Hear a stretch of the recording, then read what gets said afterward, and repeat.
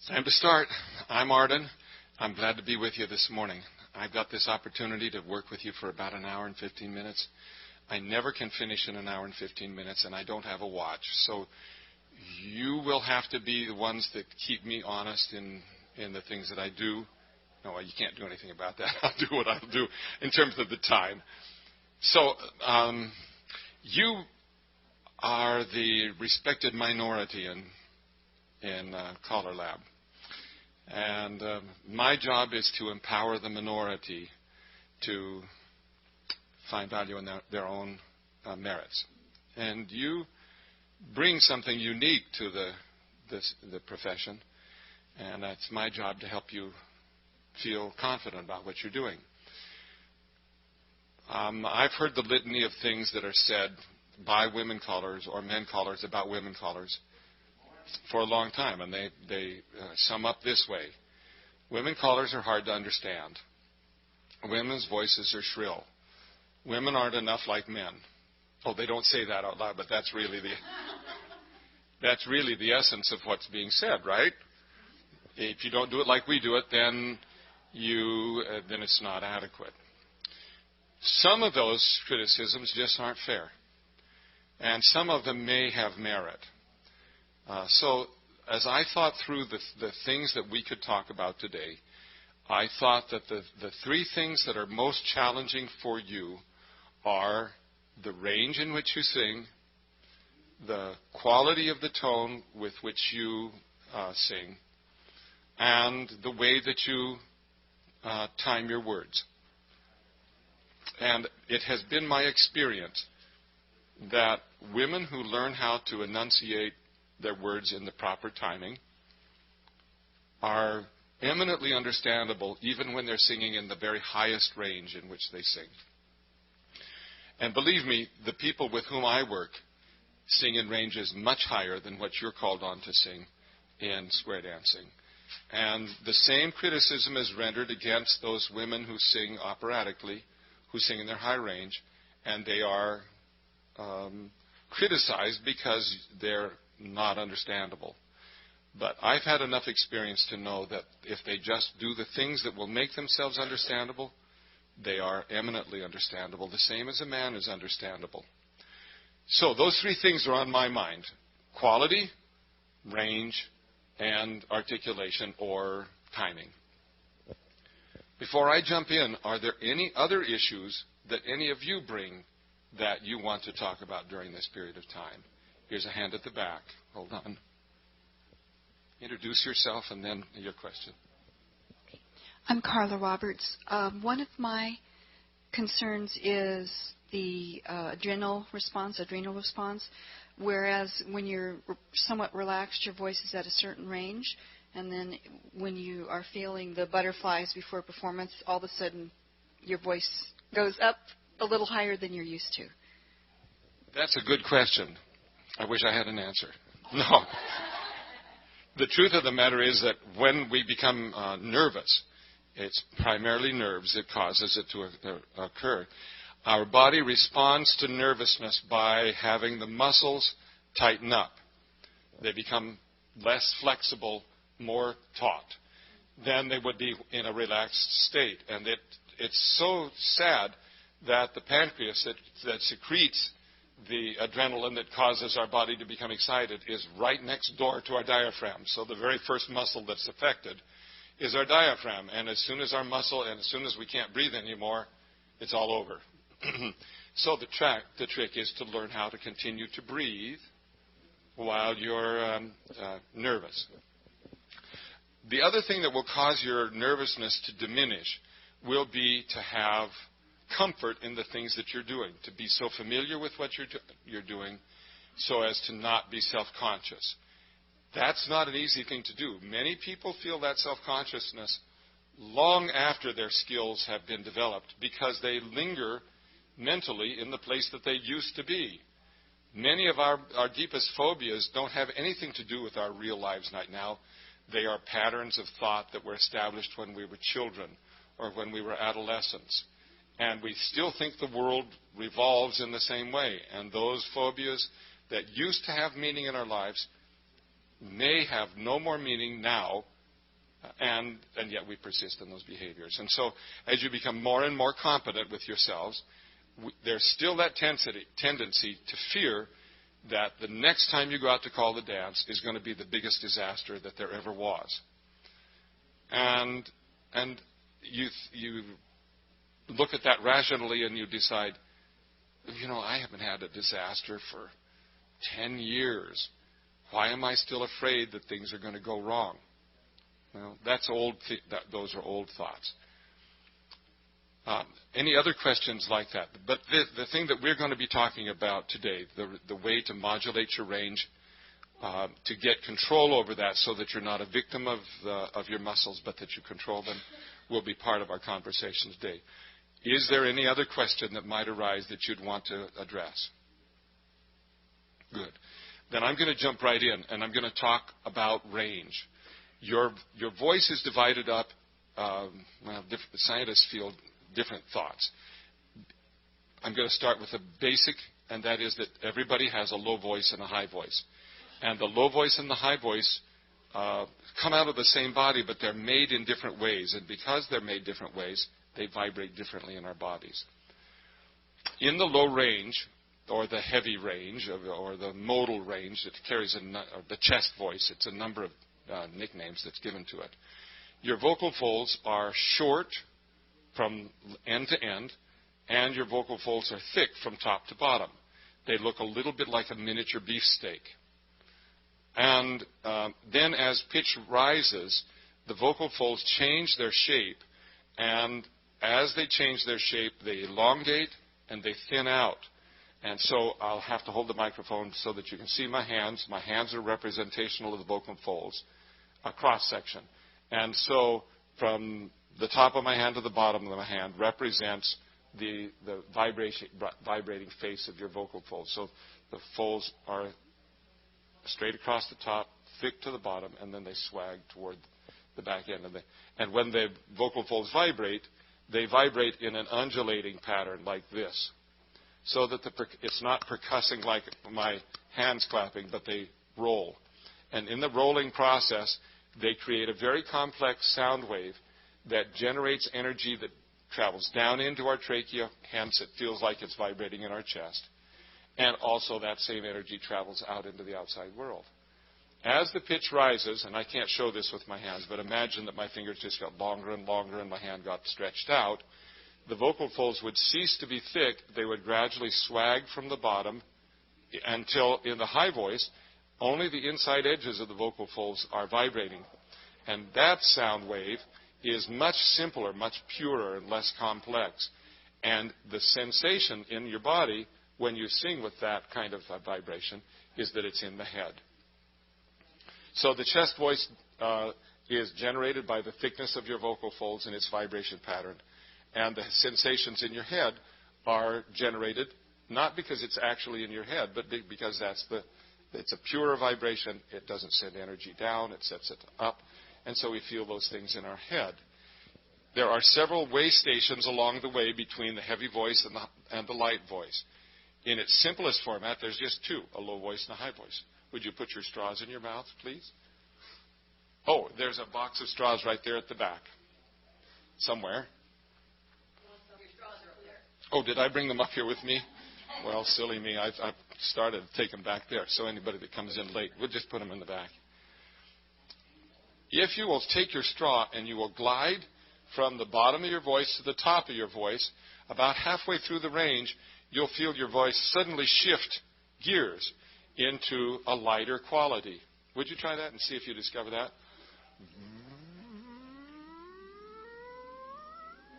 I won. Come on, you got to go. Whoa. Where'd it go? I got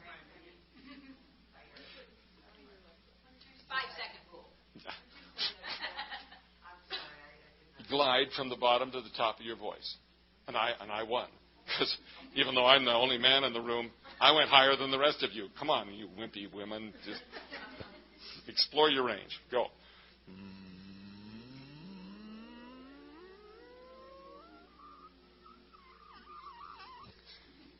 You really stretch them on out there. You won't hurt yourself, and that's one of the nice things about this straw. let me explain why this is useful. It's a small caliber straw. It's a little bigger gauge than the usual coffee stir straw.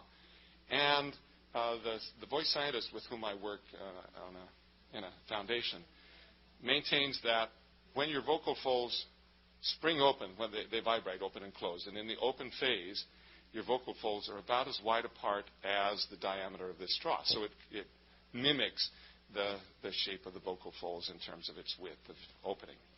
That's the reason I use a small one instead of a big one like I used to use. No, that's all right. Your question is? Are we breathing through it? Or are we? Yes, you're singing through it. You're singing not through it. Doing it. So you go. I seem to be going around it. You have to form your lips so that no air escapes except through the straw. And what happens is that the size of your trachea is about 1 1/8 inches.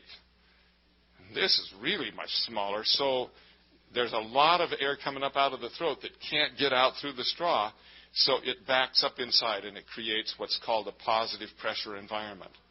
Well, guess what? In a positive pressure environment, your vocal folds kind of go, oh, that's really good, and they relax, and they don't get stiff. And because they don't get stiff, they have the ability to transition through their range more readily than they would be if they were the gatekeepers of the air. The straw now becomes the gatekeeper. The vocal folds just vibrate. Some of you have been here before, and you've seen me demonstrate the Bernoulli effect. Raise your hand if you don't know what I'm talking about in the Bernoulli effect. It's the same thing that allowed the airplane to fly. Could I have a couple of pieces of paper out of your pad? The pieces of paper that I'm going to use are going to demonstrate what happens with air in motion between two fixed objects. Let's pretend that these two pieces of paper were your vocal folds in your throat. And the Bernoulli effect is an 18th century French scientist who talked about wind pressure and the effect of liquids in wind and gases. And he maintains that when air is in motion, it creates low pressure. And when it creates low pressure, it creates suction. It draws things to it. So as the wind comes up out of your lungs through your trachea, it passes through your vocal folds. The opening between those is called the glottis. And as it passes through the glottis, the air molecules accelerate, and as they accelerate, they create suction or low pressure. That draws the vocal folds closed momentarily, and then the air, which continues to gather behind the closed vocal folds, eventually overpower the vocal folds, blow them open. The air passes.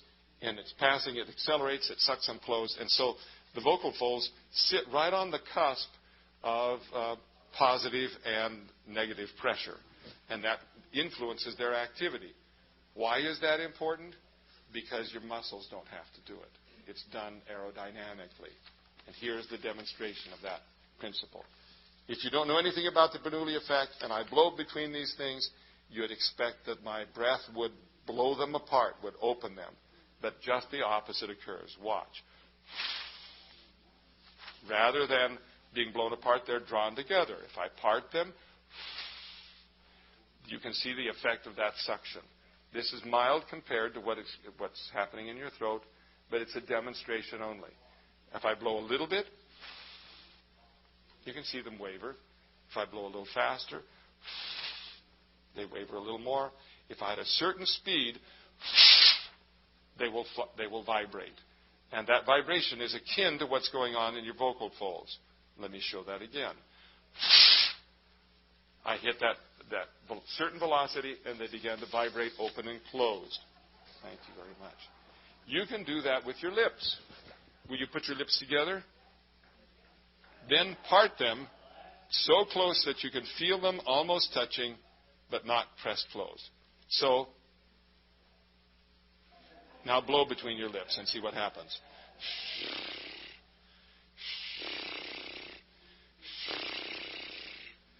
Some of you, this is hard.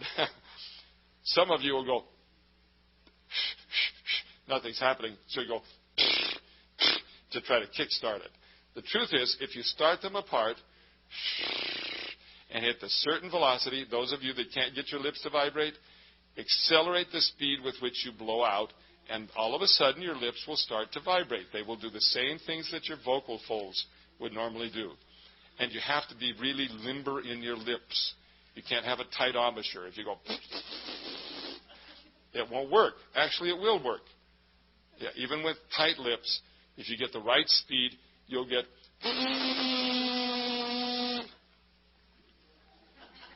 that itches. And that's how a trumpeter works. When a reed player plays a clarinet or an oboe, they hit the velocity that causes the reed to open and close and vibrate. It's the same principle. Now, you look at your lips. They're 2 inches wide, and they're a ½ inch thick. Your vocal folds, hold up your thumbs. Your vocal folds, and each one of you, is the length, approximate length of your thumbnail. Now, some of you have fingernails, so they're not that long, but the real thumbnail, that's how long your vocal folds are. They're about proportional to your thumbnail. And they're about 2 millimeters thick. If you were to take a 0.7 millimeter lead on a pencil and lay 3 of them on top of each other, that's how thick your vocal folds are. So they're really small compared to your lips. And so they require less movement of air to activate than your lips do. There are many voice teachers that will talk about lip buzzes as a good way to test airflow. The truth is it takes so much wind to get your lips buzzing that it's very inefficient at the vocal fold level. It does test that, but it doesn't do it very accurately. So what I'd like you to do is, I need a volunteer, somebody who's new this year, somebody who has a brown badge on. I haven't worked with you before. Will you come on up? Yeah. So we're gonna test this notion of airflow on you. So turn around. So I want you to sigh. Your name is? Julie. Glad to have you here. Would you sigh for me? What is sigh? And then do it on a steady pitch so that it doesn't go but and that's less than a sigh. So can you tell me a secret? And when you tell a secret, you don't have any voice. It's just soundless, right? But then if you tell the kind of secret that has just a little bit of voice in it, and it's that very gentle, that's the sound I'm looking for. Really good. I feel so very self-conscious. So, no square dance caller would ever use that sound on purpose. It's just for the purpose of a demonstration. Thank you. Yeah. So that gentle sigh has the most minimal muscular activity that you can create and still make a sound. That's the reason I've got you doing that. Okay. So here you go. All right.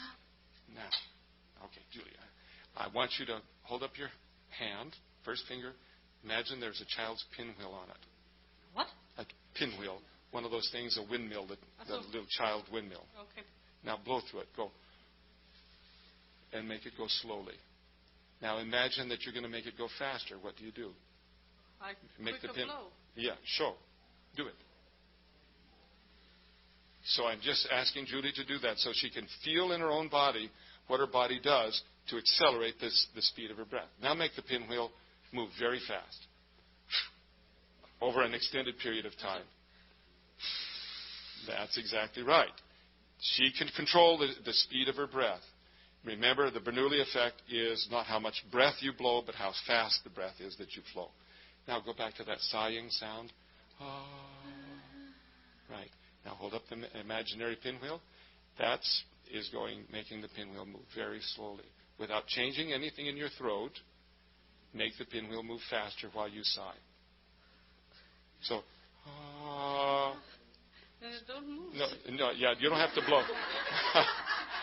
Imagine that. Imaginations are such wonderful things. Okay, so imagine that you're going to make the pinwheel move faster. In other words, you're making your breath move faster, but keep your throat relaxed. Ready? Now make the air move faster. You notice that all of a sudden it becomes clearer in sound. Why? Because there's beginning to be enough suction so that her vocal folds are starting to vibrate more efficiently. However, they're not yet efficient. So now imagine that the pinwheel is moving very quickly, that you're blowing on it very fast through that relaxed throat. And then all of a sudden her tone becomes completely clear and clean, but without tension in it. And that's the important thing that I wanted to drive home. It's without tension. It's efficient, but not strained. Thank you very much, Julie.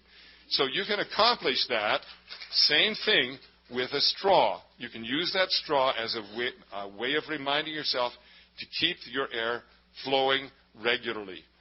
So when you blow on the straw, where did I put my straw? Oh, yeah, here we are. You can just put it in your mouth like this, and you can feel a whole lot of pressure. Or you can stick it up against the roof of your mouth and hold it in next to the roof of your mouth with your tongue and blow.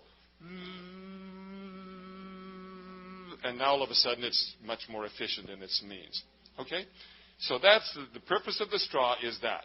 Having said that, you want to find that threshold of efficiency and now glide from the bottom of your voice to the top of your voice.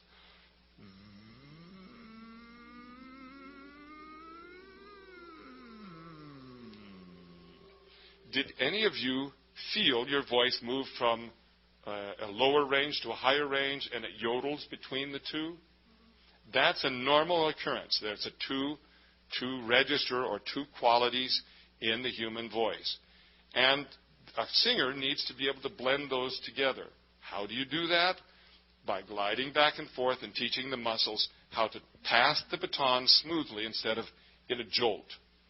The other thing that you can do that will help is to ensure that the air quality is, air speed is constant through that process. Would you do that again? And by putting your hand at the other end of the straw, you can measure whether or not the air remains constant or as you go into your high range, it diminishes. Try it.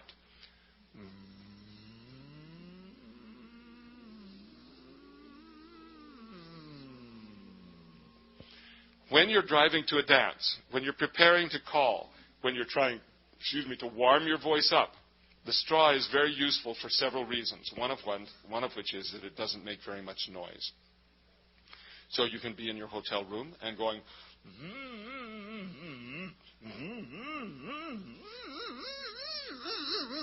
and it doesn't make very much noise. It doesn't bother people. The other thing is with the straw in your mouth, you won't hurt your vocal folds because they're passive. And they can stretch, and they'll stretch more readily when they're relaxed. The pitches will rise, and the pitches will fall better when they're relaxed. But the first point that I want to make in terms of this, the way that you make your sound has to do with quality. If you can get a flowing quality, a threshold phonation, if you will, is what I call it, a point of efficiency where you hit that threshold like Julie was just demonstrating, the tone that comes out of your mouth has no stridency to it. It is healthy, it's feminine, it is enriched, it's not tense, and it will not cause your dancers to feel as if you're cackling at them or criticizing them. And what happens with women very frequently is that when they try to accelerate their voice and make it project, it gets an edgy quality to it, like the quality that they used to say to their children, go make your bed or else. And there's a kind of an irritant, a tenseness in that sound. And when that occurs, you may have your voice projecting, but you're also projecting something else that dancers don't like, and that's tension, stress in the voice. So maintaining a flow of sound is the first and foremost thing that a woman can do to make her voice sound normally feminine, healthy, and attractive. So don't diminish the value of that. Now you've got to figure out a way to make your voice project without tension, without having to force it. I need another volunteer. Okay. Thank you. So we're... Should I put my straw? No, because we're going to do something else besides a straw. We're going to cry like babies. Have we done that together, you and I? I don't think I've cried like a baby for you. No. I was thinking about this about a year ago, and I was trying to think of a more efficient way that I could teach singing And it dawned on me that at the moment of our birth is the point at which we make our voices the most efficient as they ever would be. What does a baby do that we don't do? A baby cries forever and never gets tired. And we get tired halfway through a dance. The second thing is that a baby, even though the sound is very small, it carries like crazy. You can't get away from a baby's cry. If you're a woman especially, you just can't resist a baby's cry. And it can be in the house next door at 3 in the morning. And you can still hear the little guy crying. The sound carries like crazy. That's also something that's very valuable for a square dance caller, because you call, and even though you have a microphone system, it's a noisy environment. And so you need to be able to create a sonority that will cut through that environment and carry into the ears of the dancers while they're busy talking to each other and wondering whether they're on the right foot and all of the other things that would distract them. So, all of us, the interesting thing, all of us were born to cry. We came hardwired to do 3 things, at least as far as I can tell. When we're born, we don't have to be taught how to breathe, generally. When we were born, we don't have to be taught how to suckle. Somehow we know how to do that. And we don't have to be taught how to cry. Somehow we know how to do that. So those are the 3 things that it seems like we are pre-programmed to be able to do. And everything else has to be learned. Well, easily said, not so easily done. Now I'm going to ask you to remember what it was like to cry like a baby. And do it in front of all of these people. It was a long time ago. But if you're hardwired, you should remember. Can you do it? Can you remember? I'm not sure.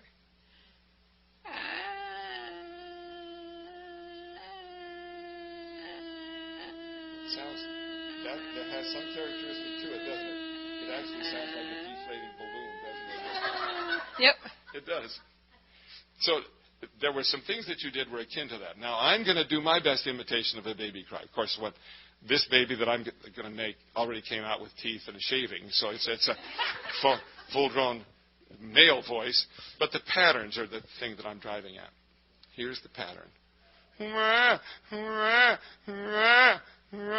And all of you mothers say, oh, I remember that sound. Or, I remember that sound.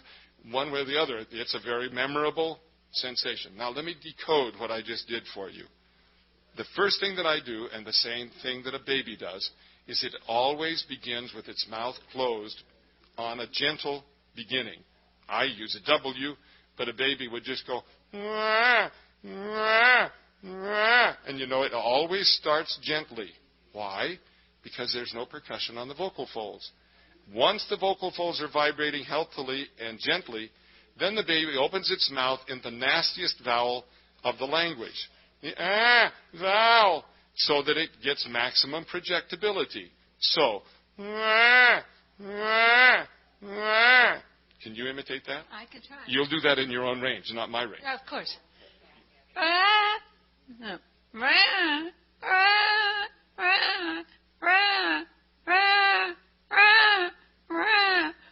You're watching her face, and at first it's like, I can't remember how to do this. And the more she persists at it, the closer she's coming to it. Keep playing.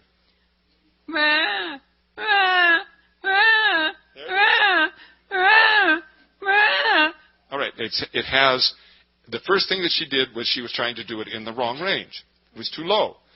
And there was a yodel in it. And then she moved it into the range where a baby cries. Incidentally, a baby doesn't have the ability to inflect upwards and downwards. That's just part of the vocal development in a newborn infant that isn't in there. And they're always on a constant pitch, whereas we have the ability to inflect. Now let's decode what this is. When you did that, what was the most remarkable sensation you had? What stood out to you about the vibration patterns in that baby cry? I'm not sure. Let me put words in your mouth. I've got to put my hand right there, and she's going, it's my mouth. No, it's...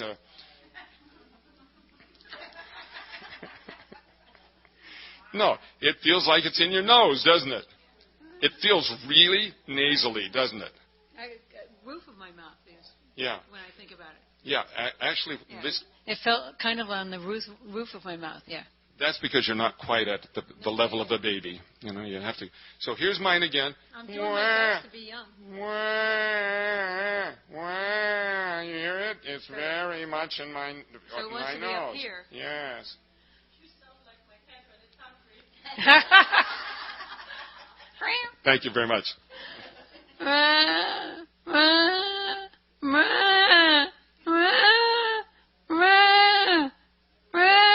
You can feel it. It feels as if it's in your nose.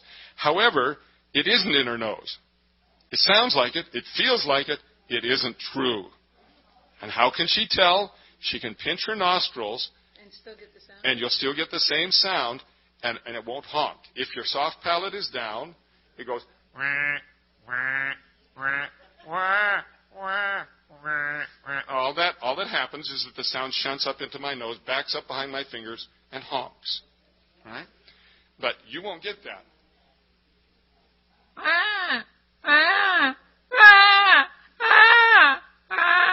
That's right. Okay, so what happens, why it feels in the nose but isn't in the nose, is because the roof of the mouth, the soft palate, rises and closes off the nasal ports so that the sound cannot get into the nose. But it sure feels like it's in the nose, and our language, American English, is very unfriendly to the nose. We stay as far away from the nose as we can. It's not true, but that's what we think. Okay, so that's the first thing in this pattern, is that it feels like it's in the nose. The second is that the roof of the mouth is high. The third one, watch right here at your breathing. Every time you do a little baby cry, what do you see happening with your breathing?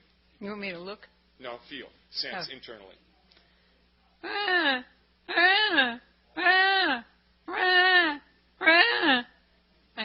Something happens in your stomach. Each one of you try that. Just try the little baby cry yourselves and just sense, and you'll notice that something happens down here. It happens absolutely spontaneously, no pre-thought, and it happens proportional to the amount of energy. You're making a very gentle sound, so it's a very gentle engagement, but it's always there. Try it. Wah, wah, wah, wah. You can feel it. There's something that's involved. It's engaged every time you do it. It gives the foundation. It puts the air in motion that allows it to happen. So that's the third pattern. First one's right in the nose. Second one's the lift in the roof of the mouth. Third one is that the breathing is spontaneous and engaged. And the fourth one has to do with the position in the throat. And this is the place where you're still having a bit of a challenge. Okay. So here you go. Okay.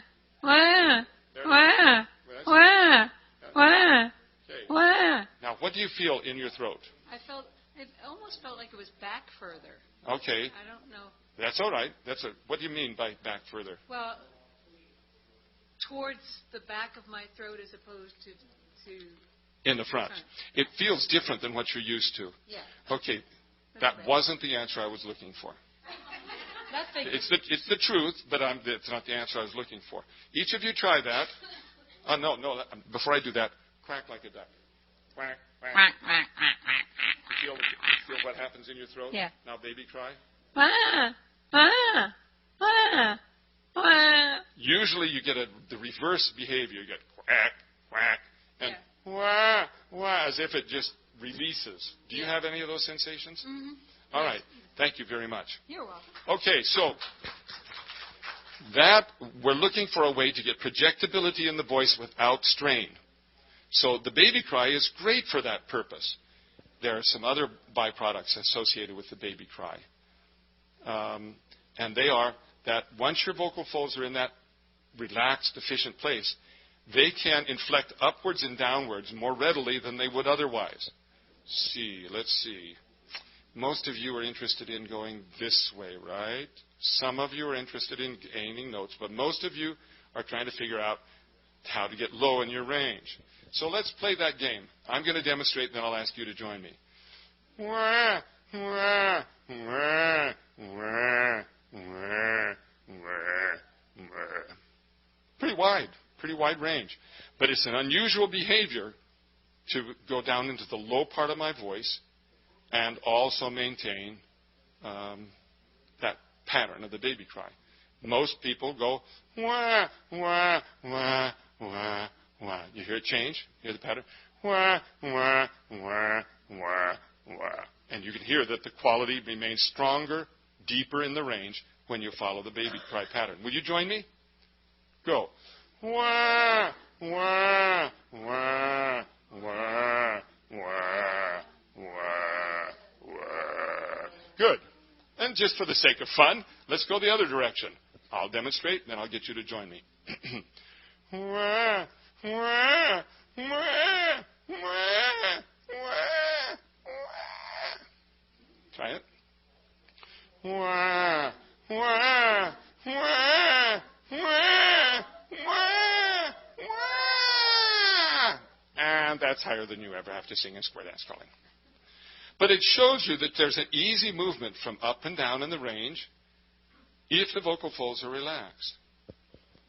Has anybody brought any records today? As in to put on to demonstrate? Oh, the CD.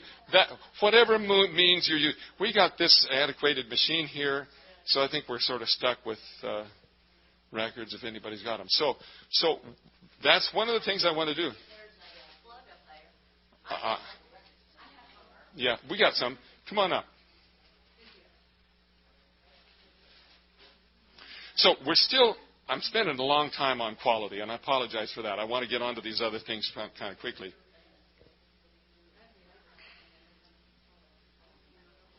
You want to come around on the other side?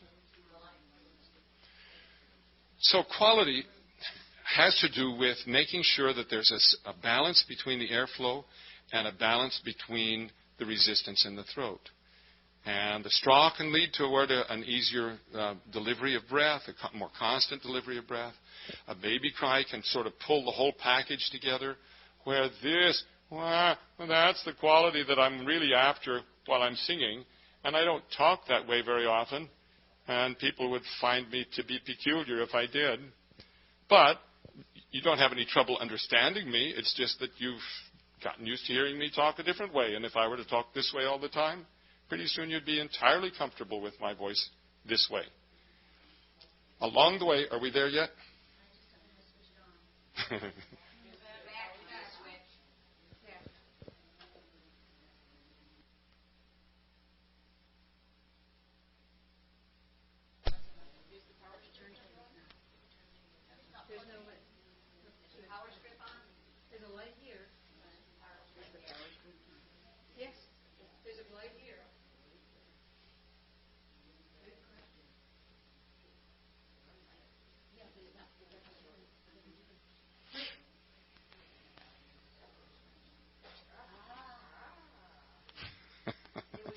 Technology. That's how it comes from the factory. Okay. The best of the best. Right. Other packing things. All right. So now what I'm going to get Fran to do is she's going to start out and she's just going to call 16 bars or so of the call that she's going to give, just the way she normally would do it. Would you go ahead and start? Just sing normally. Uh-huh.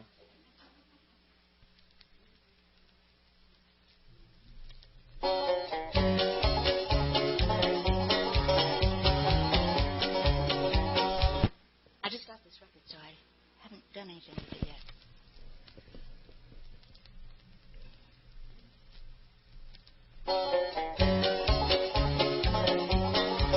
Put on your old thread.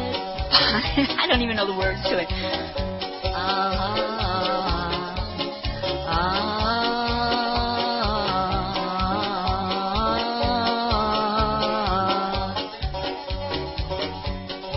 What I'm going to ask you to do now is to baby cry each of the syllables. So, wah, wah, wah, wah, wah, wah, wah, wah, wah, or however the melody goes, right? Okay. And you'll hear the quality of her voice change.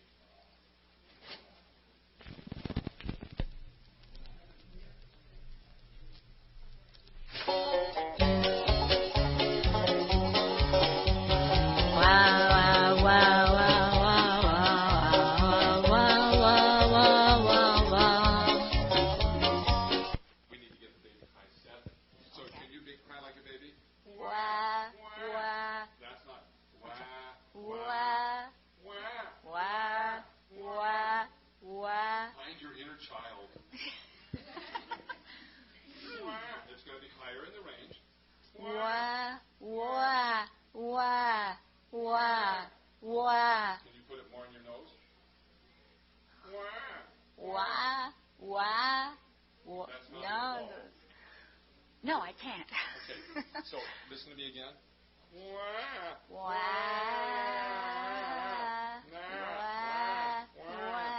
wah, wah, wah. Can you make your vowel nastier? Wah. That's what I'm looking for. Wah, wah, wah. Put the tape on and use that pattern. Oh. What she did was all of a sudden she raised her top palate and it Wah, wah, wah, wah, wah, wah, wah. Wah, wah, wah, wah, wah, wah, wah. My normal thing?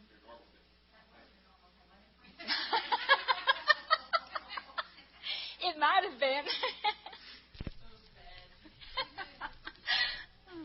We know each other.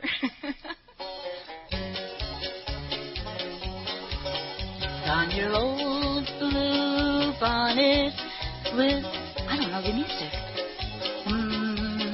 La la la la la la la la la la la la la la la. Wow, wow, wow, wow.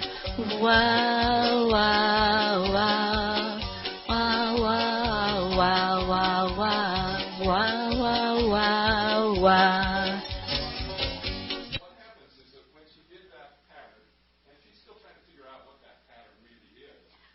I don't know the record. Close to that pattern, all of a sudden her voice becomes clearer.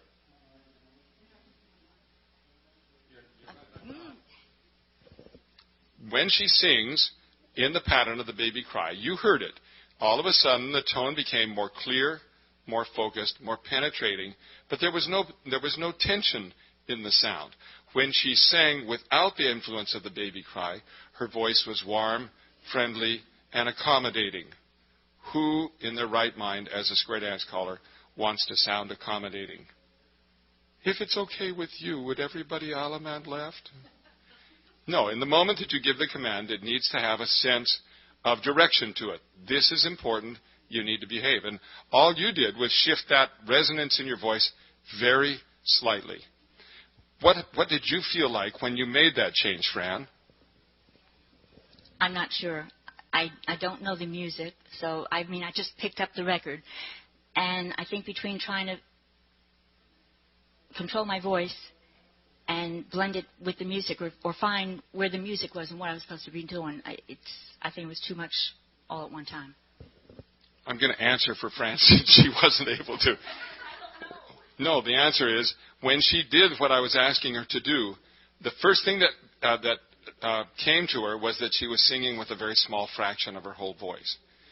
The sensations, the vibratory sensations that she's most comfortable and familiar with were missing.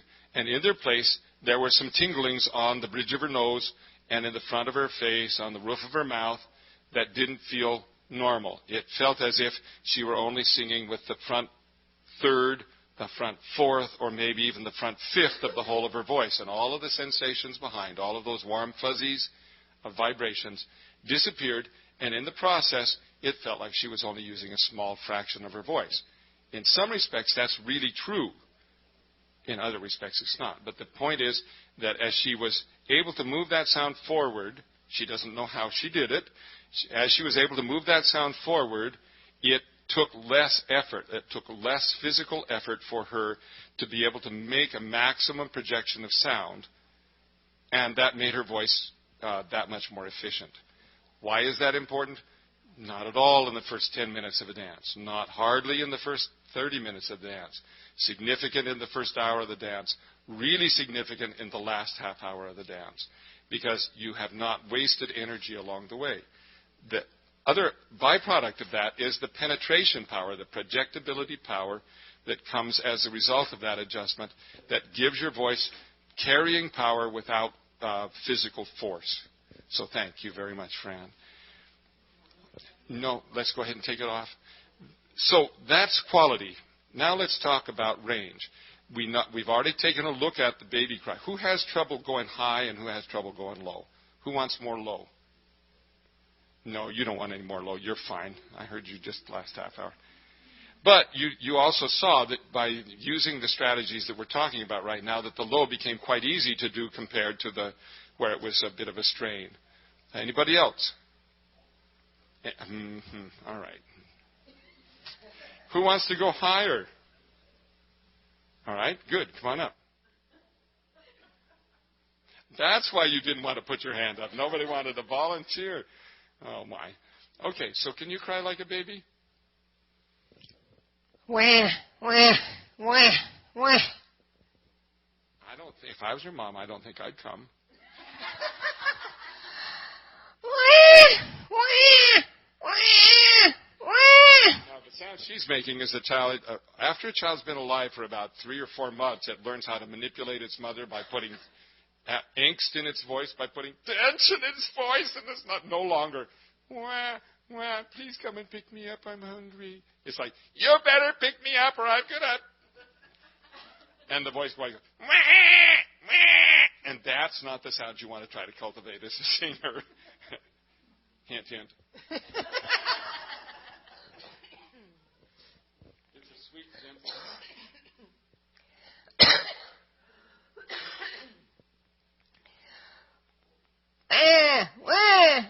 There it is. Now you get it. Take that sound and inflect it upwards. Wah, wah. Wah, wah, wah, wah, wah. That's it. That's it. Keep going. You're just getting started. Wah, wah, wah. You noticed that as she got started, as she went higher, she forgot about the baby cry. The pattern ceased, and then it was singing high notes, and they didn't sound the same as a baby cry. Why is it important to maintain that pattern? Because it's in the pattern that your body stays in balance. And when you go out of balance, then you start to pick up edginess in the voice, and that's what nobody likes. The truth is, nobody likes it if it's a male's voice either. They just don't like stridency in the voice. So try again. Stay in balance. What's the balance? Wah, nose, lifted roof mouth, release in the throat, spontaneous breath delivery. Right. Wah, wah, wah, wah, wah, Wah.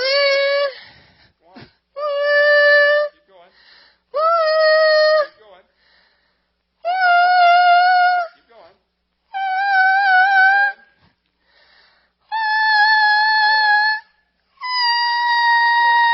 Watching her eyeballs. Keep going. There's more. Go on. There's more. Go on. Keep going. Now, nobody sings at a dance that high. But what I just wanted her to discover is that she has much, much more width of range than she gives herself permission to use. She does so because she's got a pattern that takes the pressure off of her vocal folds. And with the pressure off of her vocal folds, they're easily stretched. They're like rubber bands. They'll stretch when stretched. And if they're tense, then they won't stretch. And then you get that sort of strident quality that says, I'm under strain. Let's go the opposite direction. Wah, wah, wah, wah, wah, wah. Good. Now that feels really unusual, doesn't it? Yes. Because you go low, but you don't feel the placement in the mask so usual. So keep going. You're not done. Wah, wah, Keep the pattern of the baby cry. wah, wah, wah, wah, Keep the pattern. wah, wah. That's what I go. What happens is that your mind can't conceive it. There's more down there. I'm not going to chase you for it right now because time's is short. But I wanted you to see that you have a width of range available to you. Go ahead and have a seat. And if somebody has, yes, please. If somebody has a record here that where they actually have to sing higher than they feel comfortable, anybody? And if not so, no, that's you have that one easily inside your range. Well, let me have you come up, Teresa, and let's take that low one that you were working on. This is just mostly for comparison. How are we doing on time? I'm a little concerned because the last topic that I want to touch. Okay, I still have some time. I've still got some time. The last part of the conversation is going to be the most time-consuming to talk about, so I want to make sure to leave time for it. And Teresa came in for a private session just earlier this morning, and so she used to be a soprano who now doesn't remember what a soprano feels like because she's been singing in men's range for a long time, but she's gotten to where she's pretty comfortable with it. However, the lowest note in this one is beyond where it's particularly comfortable. So I'm going to ask Teresa to sing the first 16 bars of this pattern in her normal way, and then I'm going to have her go back and do the baby cry, and just like we did today. So she'll start out baby crying to set up the pattern, and then at the chorus she'll shift to the words. And I want you to listen to what happens to her voice as she goes down into the low part of her range, first when she does it her natural way, and when she then does it following that other pattern. Sing first, right? Sing your normal way first. Okay.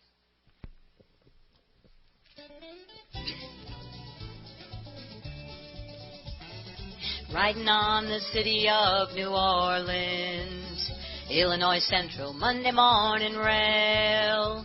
Left Alaman that corner, turn your partner by the right. Alaman left that corner, weave that ring. Good morning, America, how are you? Swinging world, that girl promenade. I'm a train they call the city of New Orleans. Gone 500 miles when the day is done. Now she's going to do it again. This time she's going to take the first half of that and use the baby cry. And then she'll go back to the chorus. You all heard what happened. This is a range she can sing in pretty easily, right? Until she gets to the last note. And then all of a sudden the last note, the low one, stands out of the rest. It loses its character and its quality and sort of disappears. Now let's see what happens if she puts this pattern back in.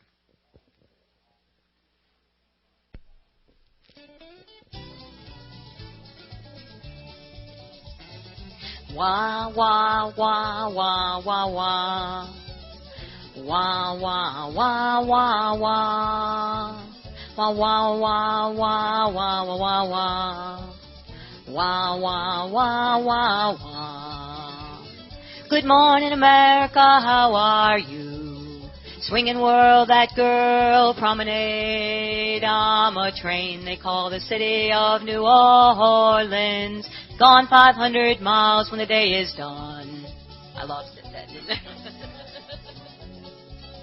You could hear, even though she wasn't impeccable on it, you could hear that the quality of her voice stayed intact when she went to the bottom. Why? Because she kept the pattern. What is the pattern? Lifted roof of the mouth, forward in the mask.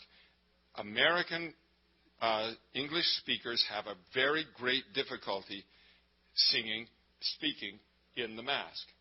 Our language normally sits in a much more guttural kind of place. We're more comfortable with you. Thank you, Teresa. And along the way, yes, please. And the shifting of the baby cry moves subtly. It moves your tongue into a different place. And not just the tip of your tongue, but the base of your tongue changes its position very subtly to allow the upper frequencies, the transfer of sound that's coming out of the larynx out into the outside world without serving as a baffle. When your tongue is in the wrong place, it serves like a pillow. It just absorbs frequencies. And if your tongue gets back in your mouth, as is common with normally spoken English, American English, I must add, then the sound gets muffled. Then you have to sing harder to make up for the loss of the muffle, and everybody has to work too hard. When you get in the baby cry, the tongue arches slightly differently. You get that vibration in the mask of the face. The roof of the mouth is up.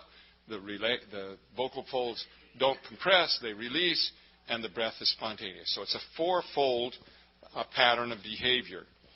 Here's where it becomes to be important, because your mind has many things to do. Your conscious mind doesn't like to have to think about too many things. It's always on the lookout for recognizable patterns of behavior. As soon as it recognizes a pattern evolving in your life, it will start to develop neural pathways connecting the various parts of the process spontaneously together. And when those bridges are built sufficiently, you then have habitual behavior. That the thought to sing enters the brain, and instead of being thought about in the conscious hemispheres of the brain, it's issued directly to the subconscious part of the brain, which sends those commands. All of the behaviors happen spontaneously in a habitual way. But it takes a long time for those neural pathways to be built. You'll remember the famous quote about the bridge to nowhere in Alaska. If we could only look inside our minds, we would see millions of bridges to nowhere, where we start down a road in behavior, we don't persist at it, the bridge isn't finished, and so the connections are not made spontaneously. So if you can find the pattern of the baby cry, it's very simple in its construct. If you can find that pattern and persist in doing it when you speak and when you sing, your brain will recognize the regularity of those repeated behaviors and will start to develop the neural pathways to make that habitual.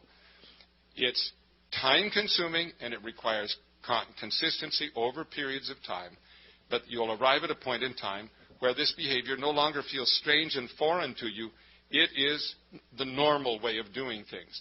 And it doesn't matter whether it is that you used to speak with a southern accent and you want to get rid of the southern accent, or you speak English to begin with and you want to learn Spanish, and the longer you persist at it, or you're a Spanish speaker and you come to the United States and you want to learn English and you persist at it, and pretty soon the patterns are in place, and the person who is an original Spanish speaker speaks English without any second thought to the matter. It's just the way that we learn things. And so I want to drive that point home to you. Range, that can be aided by the baby cry. Quality, that can be aided by the baby cry and the straws to keep the air flowing so that you don't have to make do with too little airflow. If I had a balloon here, I would blow it up and I would pinch the neck of it. That's representation of kind of the basic mechanics of your voice. You've got an airstream that's under pressure. The balloon is stretched and wants to return to its normal size. You pinch the neck of it so that the sides of the balloon start to vibrate somewhat like the vocal folds do.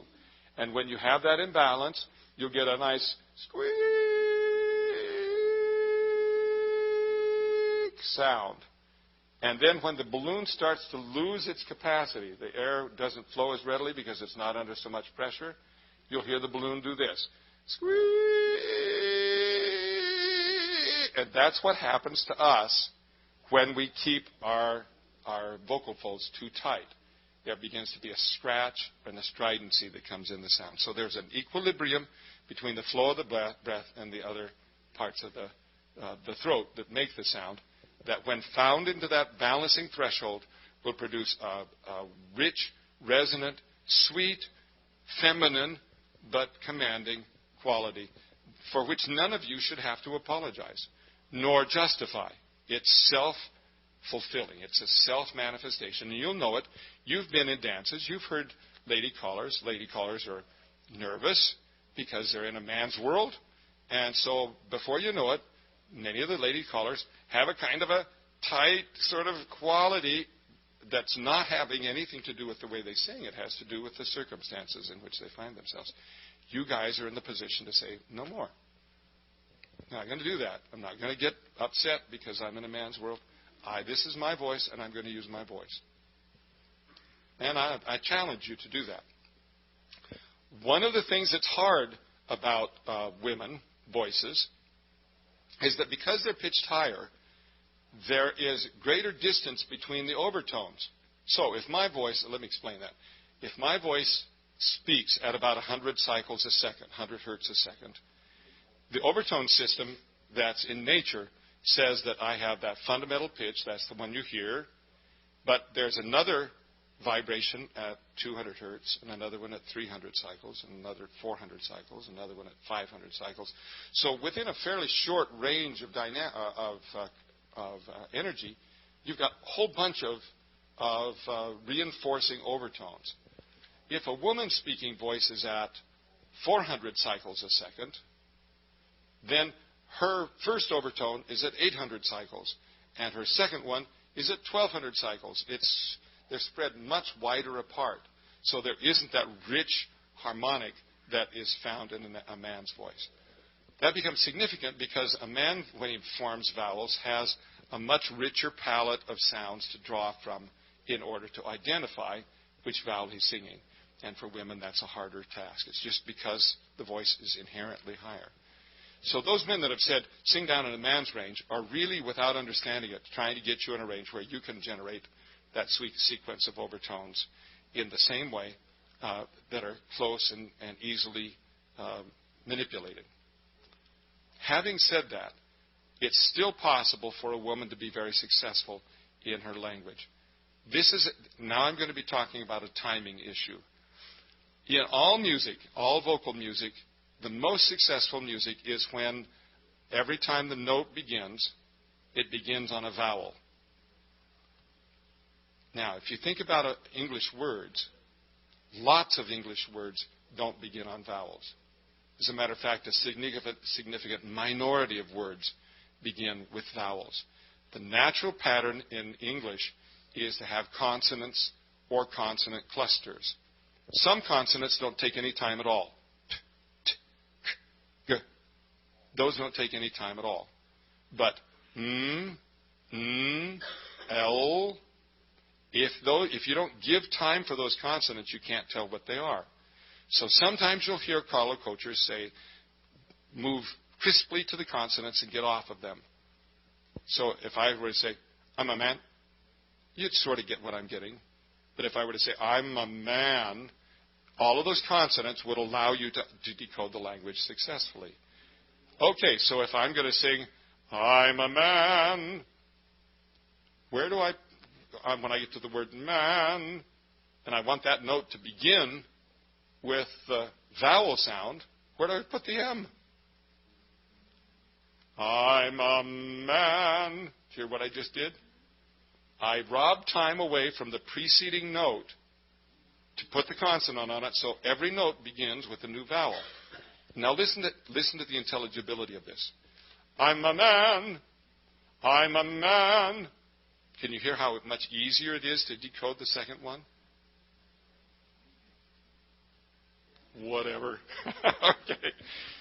Well, okay, so those are single consonants. What if you get a word like glad or throw, where you've got that takes time, and that takes time? That's hard.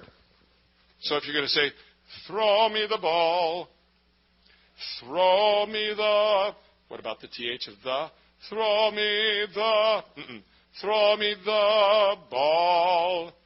Oh, all of a sudden, language got really hard, didn't it?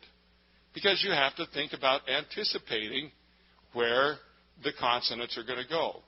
They have to come somewhere, and most callers begin the word on the consonant, which means that the vowel is always late. It's always behind the beat. Incidentally, German's the same, follows the very same rules. In that process,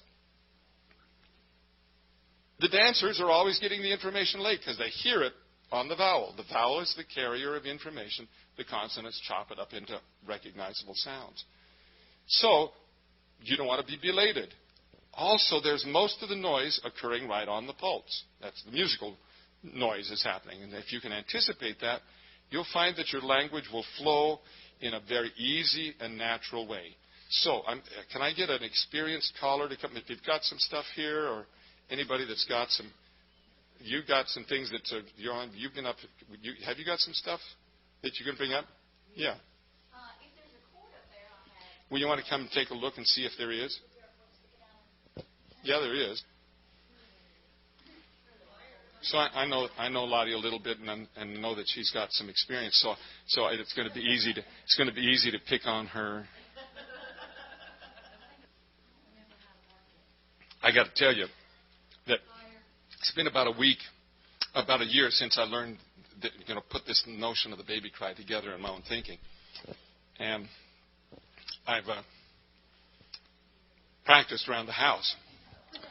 And so my wife has thought, oh, my gosh, I thought I'd raised all the babies in my household. There's one left. Of course, she's known that about me for a long time. It's just that now I sound like it.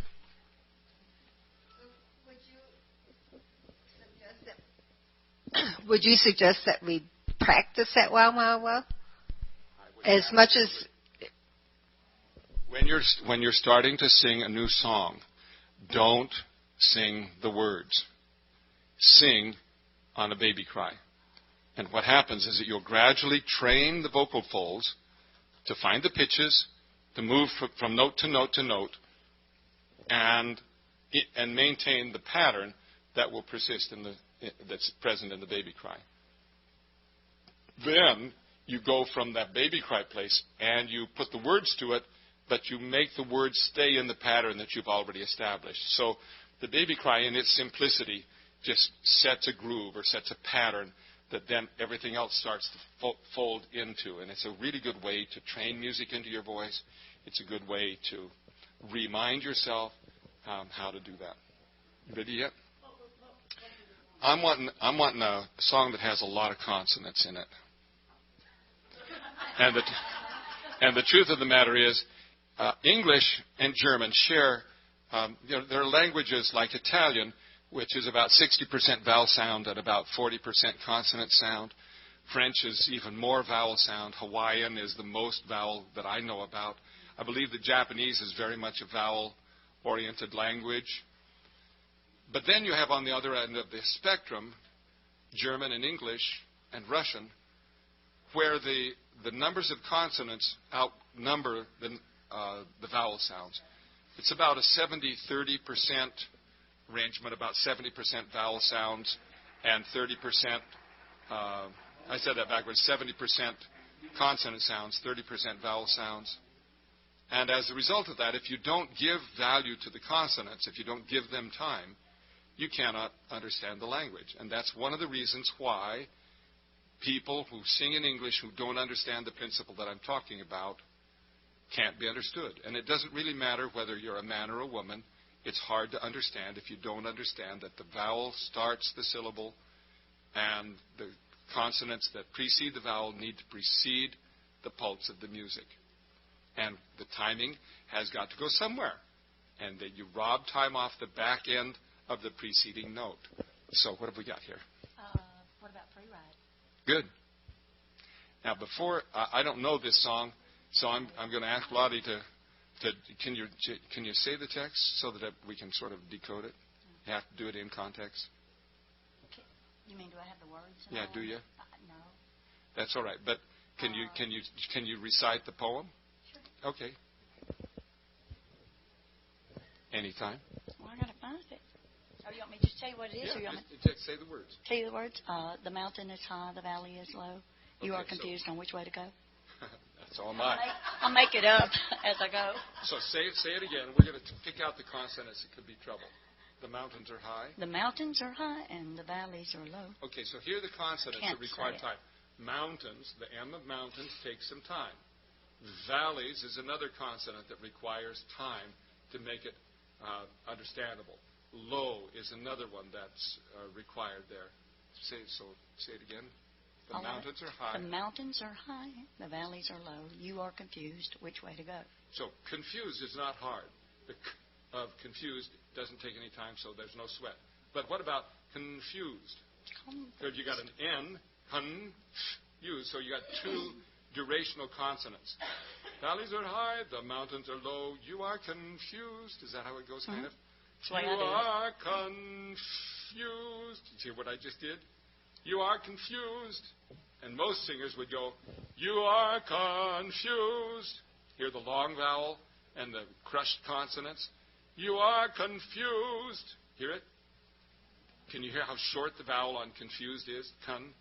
You are confused. And that's the... Say yes.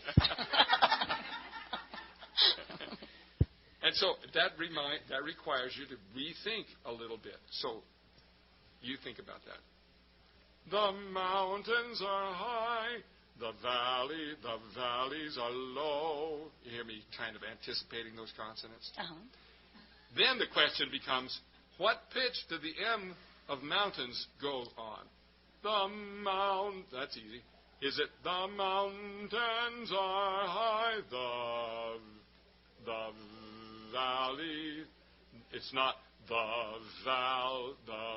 valleys are low. Hear where I'm putting them? I'm not only robbing time from the preceding syllable, I'm also making the beginning consonants of the new syllable on that original pitch. Boy, now all of it sounds really complicated, doesn't it? Mm-hmm. So the simple truth that instead of all the little picky rules, every note begins with a vowel. And then you do what you have to do to make that happen. You want to give it a try on the song? Sure. Thank you.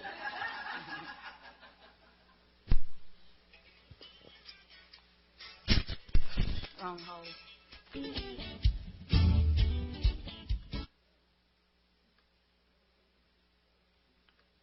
The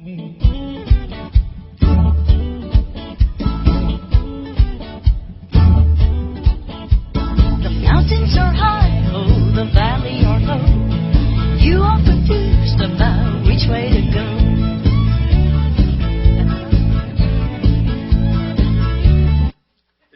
She sounds great, doesn't she? Let's take that away from the speed of the song and slow it down. So, the valleys are high, the mountains are high, the valleys are low. But this time, slow it down enough so that you can get the consonants where you really want, where I really want them. Without the music? So without the music? Without the music, so, yeah. Okay. Can I hold it? Yes. Thank you. Yeah, and figure out how you're going to deal with the M of mountains, the N of tons. Mountains are high, the valleys are low, so that you give anticipation to the consonants. So not that fast. The mountains are high. Linger. The mountains are high. Now do this. Like you did? The mountains. Excuse me, just You know not to pick me. You know not to pick me. No, I'm trying to get you to figure I know, out but you know not to pick me. All right, so I'm going to let her pick on me while I pick on her. Okay, how's that? So, The mountains are high, the valleys are... Now, what are you going to do with the V of valleys? The valleys are low. And she's habituated singing the val. Hear the val, the val, the val. You hear the difference? So you got to close the V, which is actually the beginning of the new word, and it's got to tag on to the back of the other word. That's hard to think. Go ahead. What you want me to do now? Same thing. The mountains are high. The mountains are high. The valleys are low. Keep going. You are confused about which way to go. Which way to go. So, what are the consonants that stick out that are hard? They're the ones that require duration. The continuing consonants. M's, N's, L's, TH's, V, Z, all of those are time-consuming consonants, and when they occur in clusters, it just makes it harder. All of the ones that Lottie's been doing so far have just been single consonants, except for you are confused. And you can either sing, you are confused, or you are confused. And the second one, to me, is easier to understand, even though the vowel is shorter, because you're giving duration to it. Now, this is a real up-tempo piece, and so it's hard to dissect this. So Lottie is both a good sport and a recalcitrant learner. Yeah, this comes out slower. Does anybody have any questions about this concept? Does anybody want to argue with me about this concept?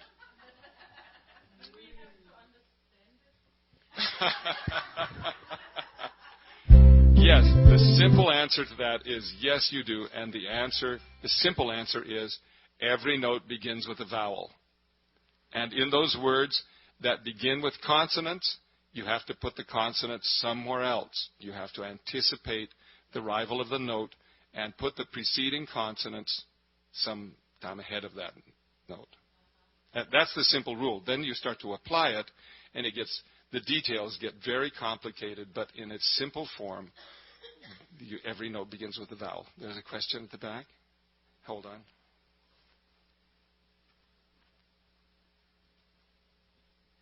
Are you saying that we should put the consonant on the last end of the previous syllable? Yes. I couldn't have said it better myself, so I didn't. All right, what do you want me to do? Something slow? Sing some of it? Yeah.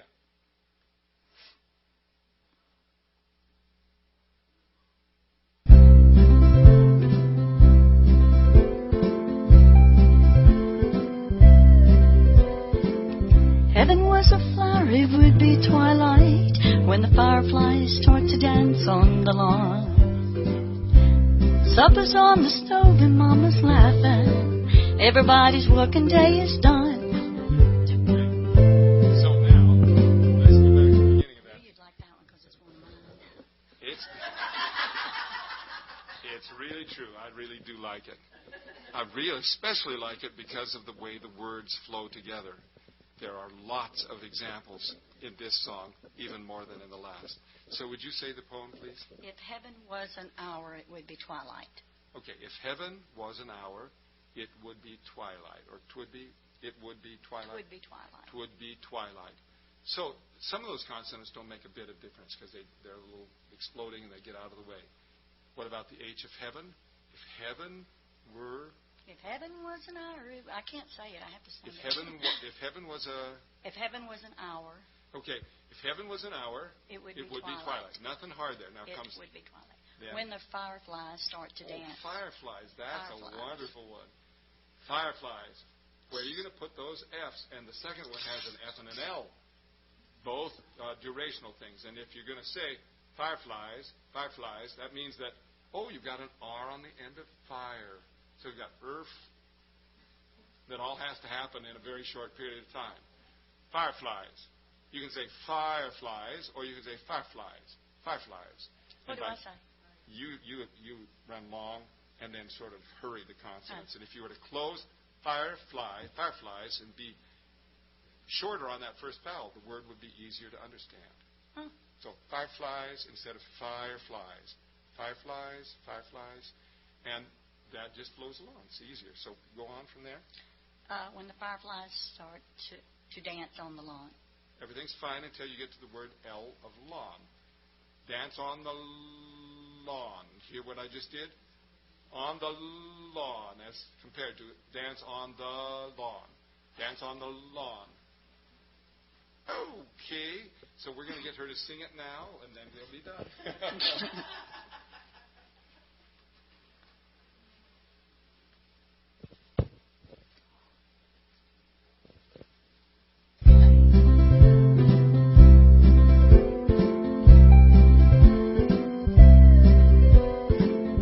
Heaven was an hour, it would be twilight when the fireflies start to dance on the lawn. Supper's on the stove and Mama's laughing. Everybody's working day is done. Don't cry, tear for me now, baby. Comes a time we all must say goodbye. That's what heaven's made of, you know I ain't afraid to die. Once you get to the chorus, the consonants don't present a problem. They're really short, they're really crisp, and it's easy to understand. And in that particular instance, there were a couple of 3 words. Did anybody have any trouble understanding her? I didn't. Never heard it before. Pretty easy to understand. But sometimes if you find yourself being criticized for not being understood, you might think back on this principle, that if you can get every note to start on a vowel and park the consonants that begin the syllable on the preceding note, words will all of a sudden become clearly decodable. Thank you, Lottie, very much for teasing at me. We've run out of time, and so I apologize if we didn't get covered anything that you had on your mind. I hope that this has been useful to you in terms of finding beauty in the quality of your voice, ease in the inflection of your voice up and down, and then this last one, which is a new topic of timing. Thank you very much.